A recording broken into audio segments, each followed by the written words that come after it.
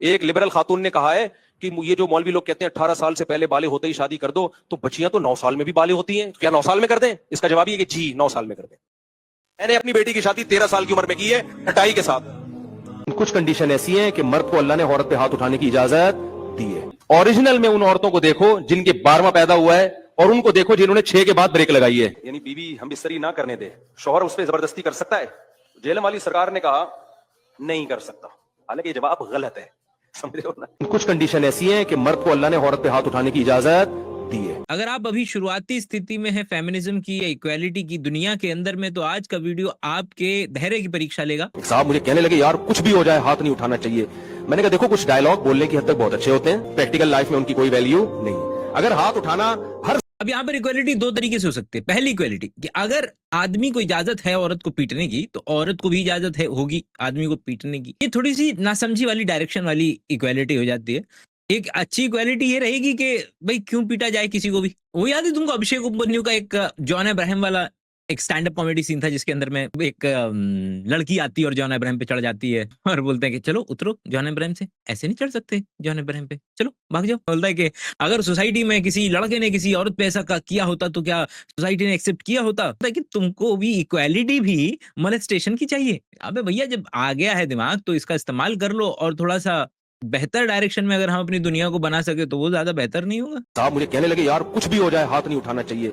मैंने कहा देखो कुछ डायलॉग बोलने की हद तक बहुत अच्छे होते हैं। ये बात बहुत जरा ध्यान से सुनिए।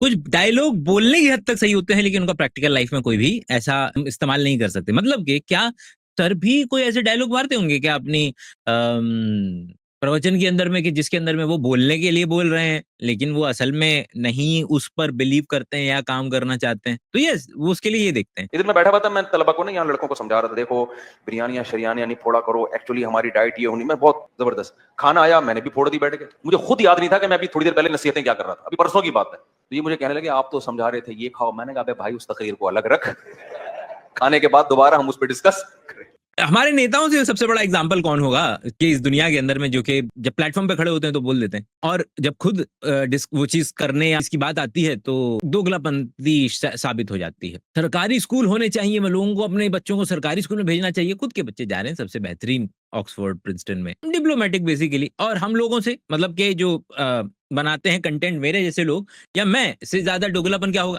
कि जो मीडिया जैसे ही कैमरा सामने चलता है तो ऐसे नाचने लग जाते हैं, पता नहीं क्या ही मिल जाएगा, क्योंकि नाचने बगैर पैसा नहीं मिलता है। वीडियो है, ये वाली वीडियो लगा दे क्या, पहले ये वाली लगाते हैं यार, इसके वायरल होने के ज्यादा चांस है, लेकिन यार इस पे अगर कुछ और बोल दिया तो यार पिटने के चांसेस भी बहुत है, तो ऐसा करते हैं एक कदम पीछे कर लेते हैं। अच्छा थंबनेल क्या लगा है, थंबनेल में थोड़ा सा मतलब ऐसा होना चाहिए, आई कैचिंग होना चाहिए, थोड़ा सा क्लिकबेटी होना चाहिए। लेकिन यार ज्यादा क्लिकबेटी हो गया तो फिर ऑडियंस बोलेगी कि तो क्लिकबेटी कर देते हैं लेकिन एक कदम कम रख लेंगे। अच्छा ये फलाना जगह से पैसा ले लें, क्या नाम है, ऐड करने का, तो बोलेंगे कि यार पूरी जिंदगी यार हम तो प्रवचन करते रहे बढ़िया बातों का, तो यहाँ से पैसा ले लेंगे तो फिर ऑडियंस भाग नहीं जाएगी। अगर भाग नहीं रही होती तो ले लिया करते, कोई प्रॉब्लम वाली बात नहीं होती। कुछ बातें बोलने की होती हैं, कुछ बातें करने की होती हैं, तो ये हम हर कम्युनिटी के अंदर में ये पर्टिकुलर देखने के लिए मिलेगा। I am not justifying it, yes I am merely saying कोई और है कि नहीं है दोगला, बट आई एम। साहब मुझे कहने लगे यार कुछ भी हो जाए हाथ नहीं उठाना चाहिए। मैंने कहा देखो कुछ डायलॉग बोलने की हद तक बहुत अच्छे होते हैं, प्रैक्टिकल लाइफ में उनकी कोई वैल्यू नहीं। अगर हाथ उठाना हर सूरत में हराम होता तो कुरान क्यों तस्करा करता इसका? तो हाथ उठाना इंतहाई सख्त कंडीशन में है। तो वो कौन सी कंडीशन? ये कहने लगे कुछ भी हो जाए। मैंने कहा नहीं भाई कुछ तो। कहते क्या हो जाएगा? मैंने कहा वो आपके बाप को गाली दे दी है। पॉइंट नंबर 2 ऑल्सो एग्री कि हर सूरत हाल के लिए हर पर्टिकुलर हार्ड बाउंड रूल नहीं बनाया जा सकता किसी भी फॉर्म में, लेकिन कई ऐसी सारी चीजें हैं जो कि उन्हीं के हिसाब से हार्ड बाउंड रूल्स एग्जिस्ट करते हैं। क्या किसी दूसरे के सामने झुक सकते हैं या दूसरे के रिलीजन को एक्सेप्ट कर सकते हैं?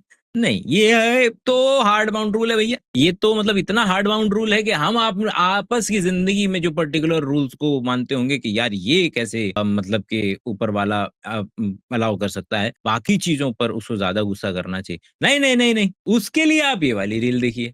तो अल्लाह को सबसे ज्यादा गजब पता है किस वक्त आता है? जब कोई जिना करता है, ना ना ना उस पर भी आता है बहुत ज्यादा। जब कोई चोरी करता है, ना ना ना ना उस पर भी बहुत आता है, लेकिन सबसे ज्यादा नहीं आता। जब कोई माँ बाप का दिल दुखाता है उस पर भी बहुत गजब आता है, सबसे ज्यादा नहीं आता। जब कोई नमाज छोड़ता है यकीनन बहुत गुस्सा आता है, सबसे ज्यादा नहीं आता। जब कोई कत्ल करता है बहुत गुस्सा आता है, सबसे ज्यादा उस पर गुस्सा नहीं आता। जब कोई चोरी करता है उस पर भी बहुत गुस्सा आता है, सबसे ज्यादा गुस्सा नहीं। सबसे ज्यादा गजब अल्लाह को उस वक्त आता है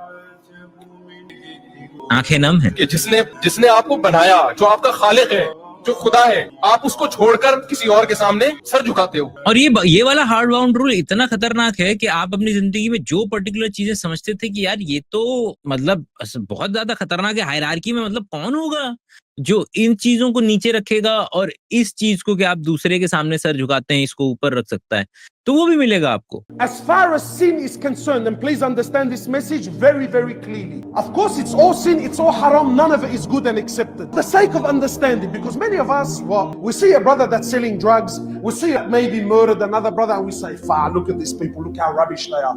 Habibi, let me tell you something in the eyes of Allah subhanahu wa ta'ala. As far as sin is concerned, yeah? The one that sells drug, good or bad? Just very quickly, good or bad? Bad. How about the murderer? How Bad, about the one who commits adultery, zina? Bad. What about the one who a child? bad, What about the one who drinks alcohol? bad, What about the one who does the biggest of the kabair, good or bad? bad. This person, one person that commits all of these sins, he all of these sins on a daily basis, but he prays is in the eyes of them the one commit any of these sins but doesn't pray. मतलब हमारे वो हैं वरुण ग्रोवर, नीचे जो है वो join का button है, या फिर बाकी चीजें, या फिर आप अगर 200 से 250 300 घंटे केवल और केवल इस तरीके के ब्रह्म ज्ञान को लेना चाहते हैं तो वो नीचे ज्वाइन का बटन है। 120 रुपए प्रति माह में आपके पास 200 से 300 घंटे की जो बकैती है वो खुल जाएगी और आप उसको एंजॉय कर सकते हैं, चलते फिरते आगे पीछे गाते, जैसे भी आपको उसका इस्तेमाल करना है। आप वरुण ग्रोवर, उनका ये है कि क्या बनाऊं मैं जोक, क्या बनाऊं मैं स्टैंड अप कॉमेडी, जब इस दुनिया के अंदर में जो हो रहा है वो ही इतना कॉमेडिक है कि मैं क्या बनाऊं किसी पर्टिकुलर चीज पे जोक। उसी तरीके से मैं क्या कहूं इसके फोर या इसके अगेंस्ट, और तो क्या बोल दूंगा, मैं क्या कहूं इसके अगेंस्ट, मेरे पास नहीं है कुछ, बस ये सुन पाना ही अपने आप में लोगों को स्टन कर जाएगा और आप में से भी लोगों को, कई लोगों को स्टन कर जाएगा। आप में से कई लोग हैं जो यहाँ पर हो सकता है कि इस पर्टिकुलर धर्म से ताल्लुक रखते हो और उनकी टिल्टेशन मतलब कि जो झुकाव अपने धर्म के प्रति ज्यादा हो, हिंदू धर्म के हैं उन लोगों का अपने अपने धर्म के प्रति झुकाव कंपैरेटिवली ज्यादा होता है। इसके बाद चलते हैं हरारी भाई साहब के पास में, क्योंकि अगर आज से कई सौ सालों पहले जब लोग इस तरीके की प्रवचन देते थे तो वो उसके अंदर में बिल्कुल बोलेंगे भैया देख ये देख लिखा हुआ है, खत्म बात, कोई आर्ग्यूमेंट नहीं है इसके ऊपर, लिखा हुआ है खत्म बात। वो बात अलग है कि भैया हर चीज की इंटरप्रिटेशंस हैं तो वो अलग, चार लोग उसी पर्टिकुलर चीज को अलग अलग तरीके से इंटरप्रेट करेंगे, ये लिखा हुआ है, ज्यादा दिमाग नहीं लगाना, लॉजिक नहीं लगाना, ये फॉलो करना। अब आज की तारीख में अब आप देखेंगे कि ऐसे ऐसे लोग ऊपर उभर करके आएंगे जो हमेशा उसको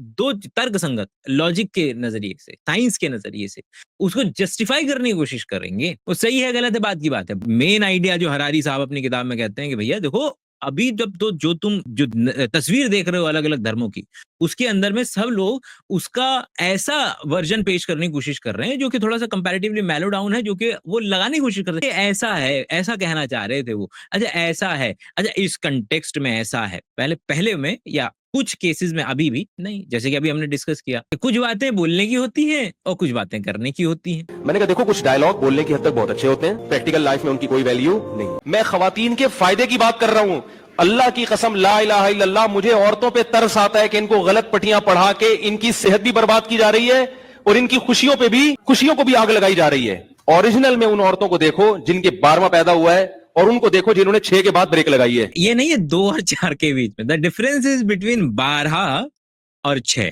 जो 12वां पैदा किया है ना, कसम उठा के कह सकता हूं मैं कि वो आपको उस 6 वाली से ज्यादा जवान नजर आएगी।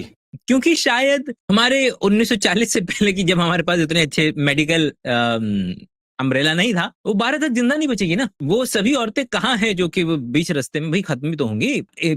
पुराने जमाने में घर पर बच्चा पैदा करना या इवन बच्चा पैदा करना आपकी जिंदगी के सबसे ज्यादा उन इवेंट्स में से होता है जिसके अंदर में ऑलमोस्ट काफी हद तक संभावना बढ़ जाती है कि फीमेल मरेगी। तो जितनी भी अगर 12 वाली कोई एग्जिस्ट कर रही है वो इसलिए कि वो शायद जिंदा बची है। अभी मैं मिलकर आया हूं, हमारी नानी की एक रिश्ते में बहन लगती है, वो नानी हुई हमारी, लाहौर मिलकर आया हूं मैं उनसे। उनकी उम्र भी माशाल्लाह 85-90 तक पहुंच चुकी है और धड़ाधड़ बच्चे हैं उनके।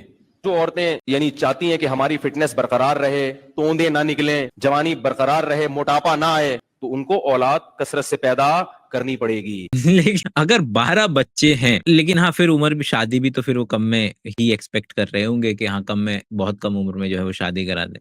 तो क्या लगता है कितनी उम्र में शादी हो जानी चाहिए सर? एक लिबरल खातून ने कहा है कि ये जो मौलवी लोग कहते हैं 18 साल से पहले बाले होते ही शादी कर दो, तो बच्चियां तो 9 साल में भी बाले होती हैं, क्या 9 साल में कर दें? इसका जवाब ये कि जी 9 साल में कर दें, अगरचे आपको उल्टियां लग जाएं ये सुन के। उनको मालूम है, उनको ये एटलीस्ट हल्का सा आइडिया है कि ओके, इस बात को सुनकर के लोगों को डाइजेस्ट ही नहीं हो पाता है कि आखिर 9 साल में किस तरीके से शादी कर दी जाए। हम अपने समाज में अपने प्री फ्रंटल कॉर्टेक्स का इस्तेमाल करके चीजों को डिस्कस करने की ज्यादा अच्छी कोशिश करते हैं, कि केवल और केवल किताबों से, एक किताब से न चला जाए, बहुत सारी किताबों से चला जाए, क्योंकि उसके अंदर कंटेक्स्ट, 4 लोग, वाद विवाद, हम बेटर नतीजे तक पहुंच पाएंगे। क्योंकि हमारी बॉडी परफेक्ट नहीं है, किसी ने बनाई नहीं है, तो हर चीज को परफेक्शन के नजरिए से देखा भी नहीं जा सकता। 9 साल में अगर रिप्रोडक्टिव साइकिल शुरू हो चुकी है, तो इसका मतलब नहीं है कि 9 साल के बाद बच्चे का शरीर बढ़ना बंद हो जाएगा। और किसी भी बच्चे का शरीर बहुत ज्यादा मैटर करता है कि वो किस तरीके से प्रेगनेंसी को कैरी कर पाएगा। और क्योंकि हमारे पास प्री फ्रंटल कॉर्टेक्स है, तो हम चाहेंगे कि 3 लेवल जब पार कर लिए जाएं तब बेहतर रहेगा।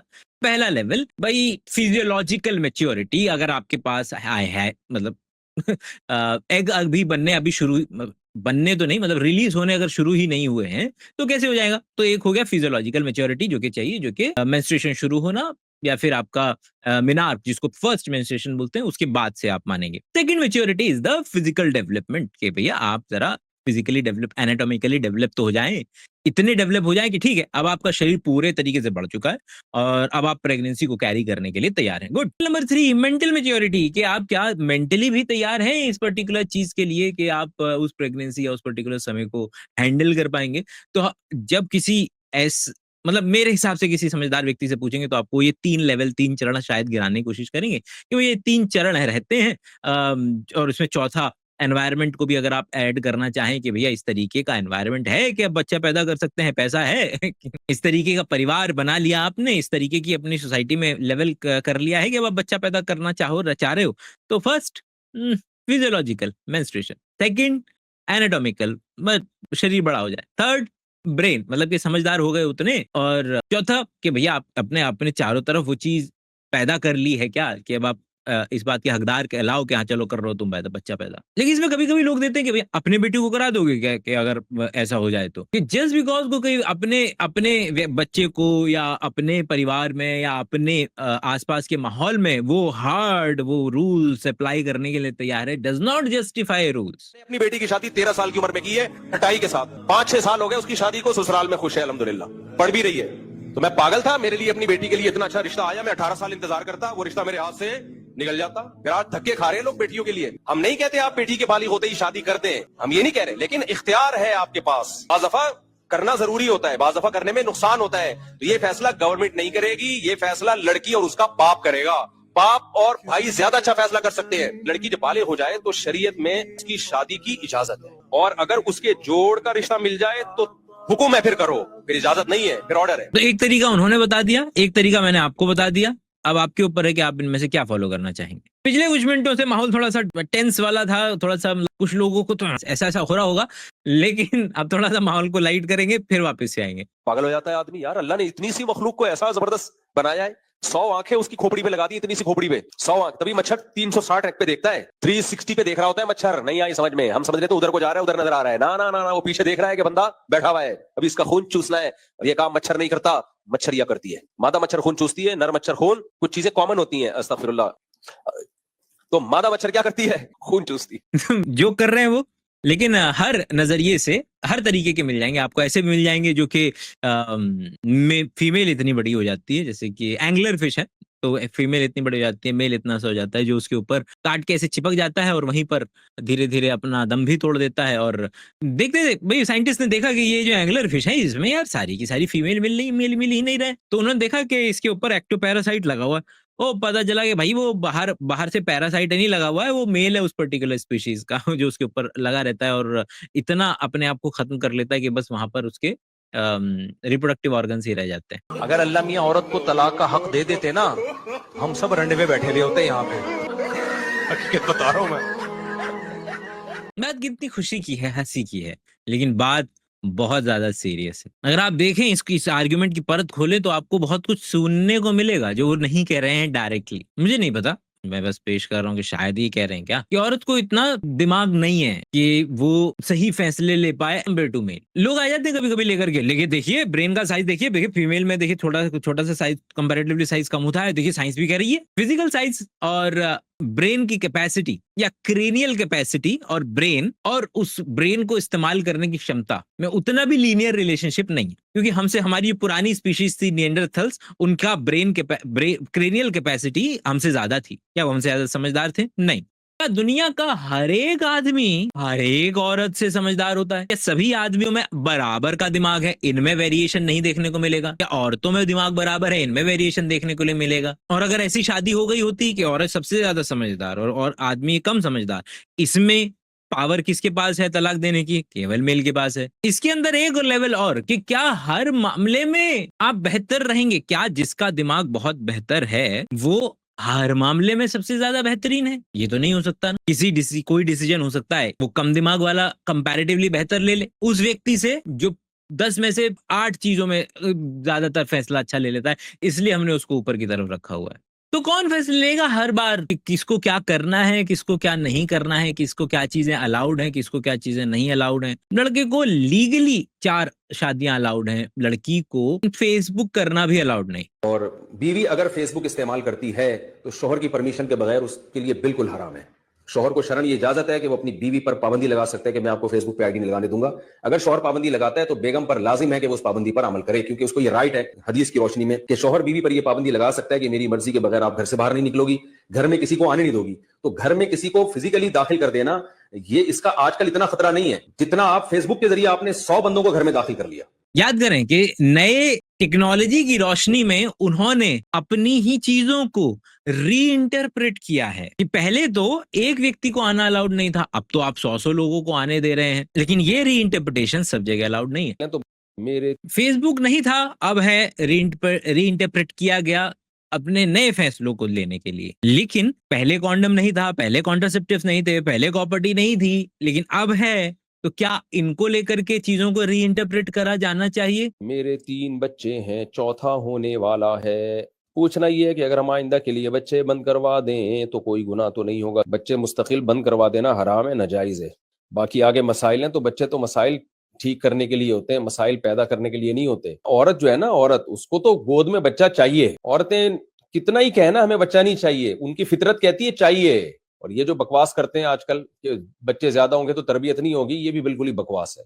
बच्चे खुद एक दूसरे की तरबियत कर रहे होते हैं। That is the exactly the point कि वो अब 8 साल की बच्ची एक 2 साल के बच्चे को लिए लिए फिर रही है। वो खेलती नहीं है, वो स्कूल नहीं जाती है। सब जगह नहीं हो रहा है, लेकिन हो रहा है। हाँ हो रहा है। 3 मेजर फैक्टर। अमूमन ये हमने वहां देखा जहां इकोनॉमिकली उतना सशक्तिकरण नहीं हुआ है। अक्सर मजदूरों के बच्चे वहां पर देखा होगा जहां पे इकोनॉमिकली सशक्तिकरण नहीं हुआ है, तो वहां पर माँ और बाप काम कर रहे हैं, मकान बना रहे हैं, और वहीं पर जो उनके बच्चे हैं, जो 8 साल की बच्चे है, वो 2 साल के बच्चे का ख्याल रख रही है, जिसकी वजह से वो स्कूल भी नहीं जाती है। कैसे? अगले साल तो उसे बालिग होना है, उसके कुछ साल बाद शादी हो जाएगी, नौकरी करना चाहेगी शायद, लेकिन अगर नौकरी करना चाहेगी तो फिर हो सकता है कि बाहर ना जाने दिया जाए। बोले घर पे पढ़ा लो। घर पे पढ़ा लो तो किसको पढ़ा लो? लड़कियों को पढ़ा लो। लड़कों को पढ़ाना अलाउड नहीं है क्या? हाँ है ना, लेकिन मैं एक लड़की हूँ, घर में ट्यूशन पढ़ाती हूँ, मैं कितनी उम्र के लड़के को पढ़ा सकता? 10 साल बच्चे की जब उम्र हो जाए तो बस फिर आपके लिए उसको पढ़ाना जायज नहीं है, बेपर्दा होकर उसके सामने बैठना। जो 10 साल से कम की गुंजाइश है। लोग यहाँ बात करेंगे, ये मौलवी लोग इतने बुनियाद पर 10 साल का बच्चा, ओ भाई आप अपनी उम्र भूल चुके हो।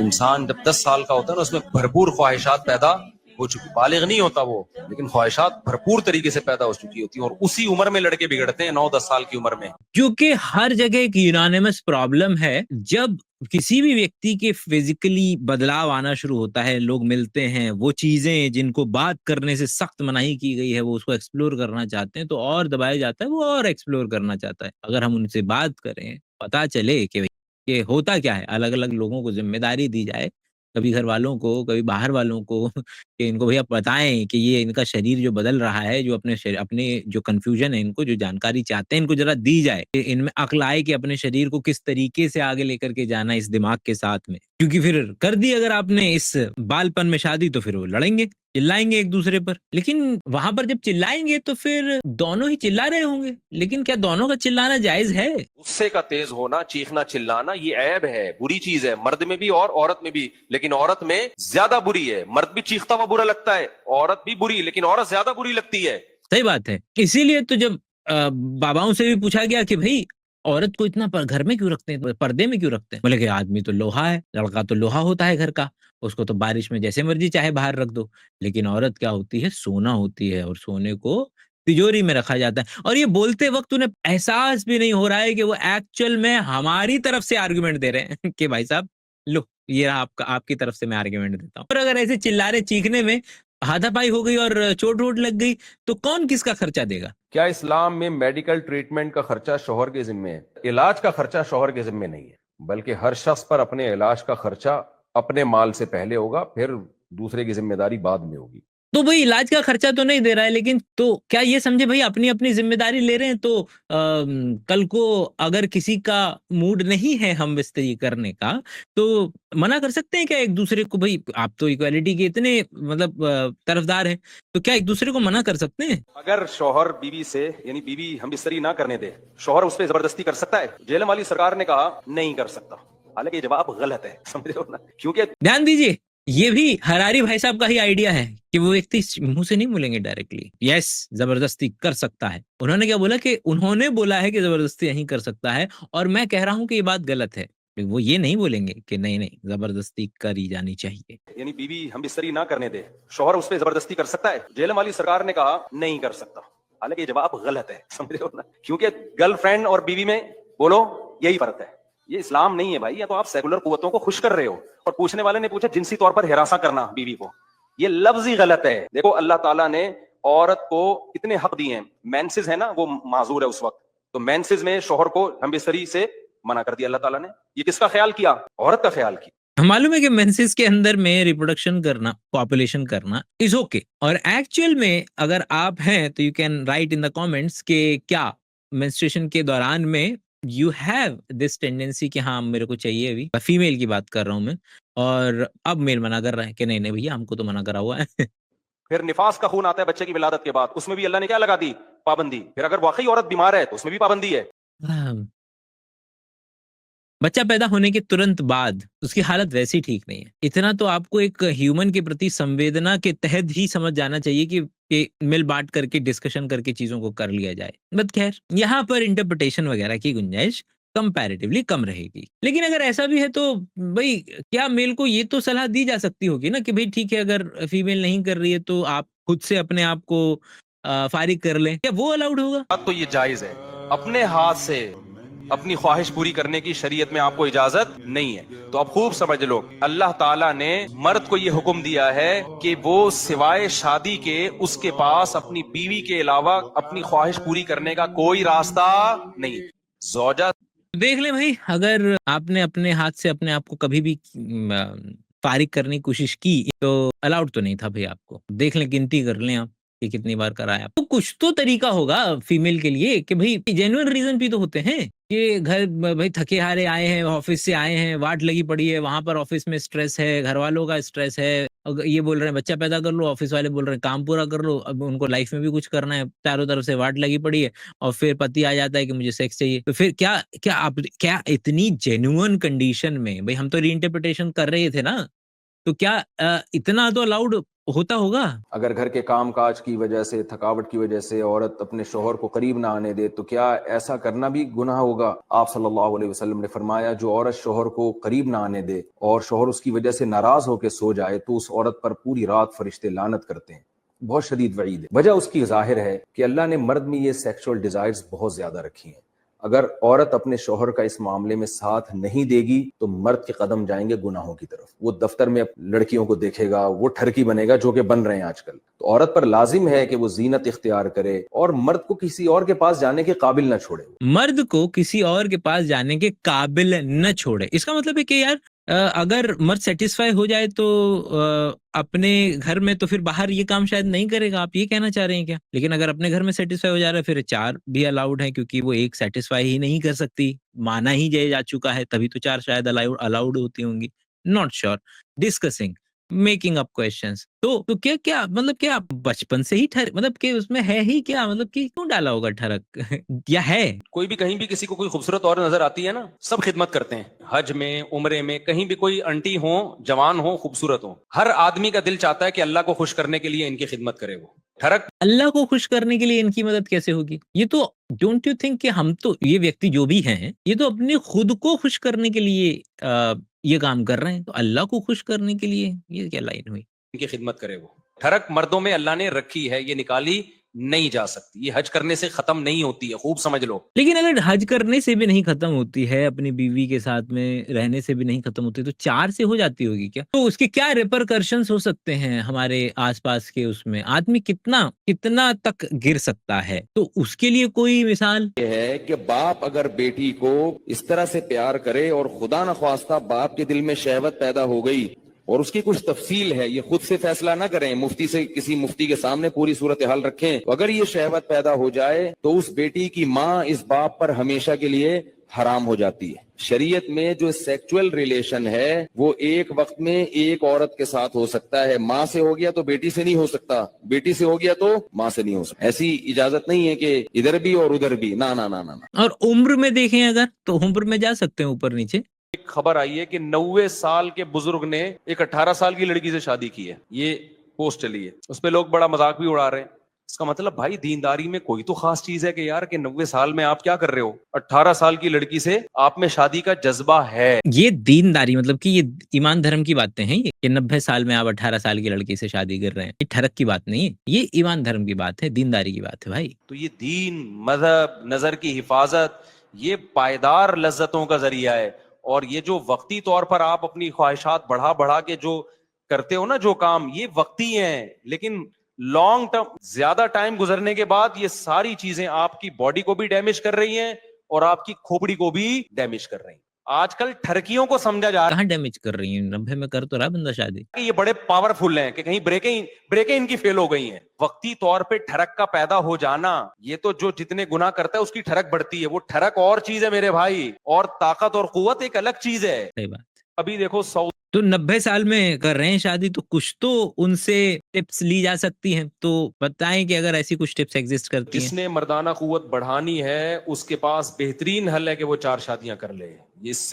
इससे ज्यादा कुव्वत बढ़ाने का कोई नुस्खा दुनिया में है नहीं। ये खाने पीने से नहीं बढ़ती है। ये उल्टा नहीं हो जाएगा कि एक व्यक्ति के साथ सेक्सुअली इनकॉम्पिटेंट था,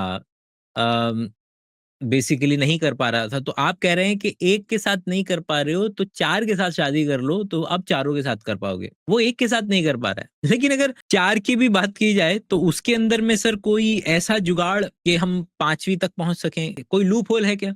मौलवी साहब, मेरी 4 शादियां हो गई हैं और पहली का इंतकाल हो गया। अब गले लगो यार, किधर है ये बंदा? यार बंदा कहाँ है? तो क्या मैं एक और कर सकता हूँ? भाई एक और कर ले, लेकिन इस नीयत से नहीं कि फिर दूसरी को मारूंगा, फिर तीसरी करूंगा, फिर तीसरी को मारूंगा, फिर एक और करूंगा, फिर चौथी को मारूंगा, एक और करूंगा। अगर कुदरत की तरफ से ये पैकेज मिला हुआ है आपको कि जैसे जैसे करते जा रहे पुरानी वाली मरती जा रही है, फिर कुदरत की तरफ से अल्लाह सबको जिंदगी दे, लेकिन अगर ये कुदरत की तरफ से ऐसा पैकेज है तो करते जाओ, एक वक्त में 4 रख सकते हैं। समझते हो कि नहीं समझ? तो सर आपने एक तो ये बता दिया कि अगर किसी में मर्दाना कमजोरी है, एक ही के साथ नहीं कर पा रहा है, तो 4 कर ले, तो पता नहीं कर पाएगा, शायद ज्यादा कर पाएगा। और कोई इलाज मर्दाना कमजोरी को बेहतर करने का? और ये भी खूब अच्छी तरह समझ लो कि ज्यादा शादियां जो करता है उस गोश्त खाना पड़ता है। सब्जी पे आप 4 बीवियां नहीं रख सकते। सही बता रहा हूं मैं, ये हदीस से भी साबित है। एक सहाबी ने कहा कि मैं निकाह नहीं करूंगा।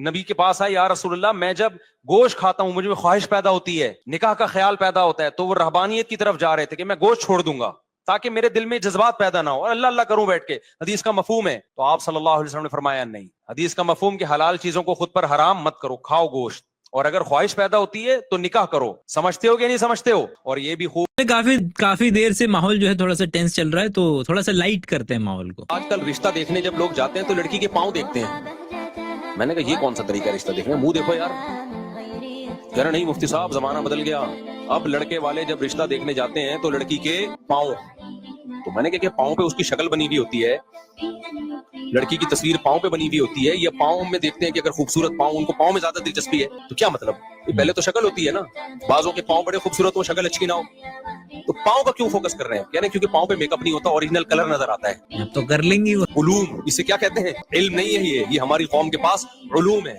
ये टेक्नोलॉजी गोरे के पास, बोलो नहीं। एक और फनी रील, और ये हमारी आखिरी रील रहेगी। और जाने से पहले नीचे जो है वो ज्वाइन का बटन है, या फिर बाकी चीजें, या फिर आप अगर 200 से 250 300 घंटे केवल और केवल इस तरीके के ब्रह्म ज्ञान को लेना चाहते हैं तो वो नीचे ज्वाइन का बटन है। 120 रुपए प्रति माह में आपके पास 200 से 300 घंटे की जो बकैती है वो खुल जाएगी, और आप उसको एंजॉय कर सकते हैं, चलते फिरते, आगे पीछे गाते, जैसे भी आपको उसका इस्तेमाल करना है। आखिरी रील के साथ खत्म करेंगे। मुफ्ती साहब, मेरे शौहर मुझे सिगरेट पीने पर तलाक दे रहे हैं, क्या ये इतना बड़ा जुर्म है कि मुझे तलाक दे दी जाए? नहीं जी, चर्स पीने पे देनी चाहिए, सिगरेट पे नहीं देनी। सॉरी, अस्तगफिरुल्लाह।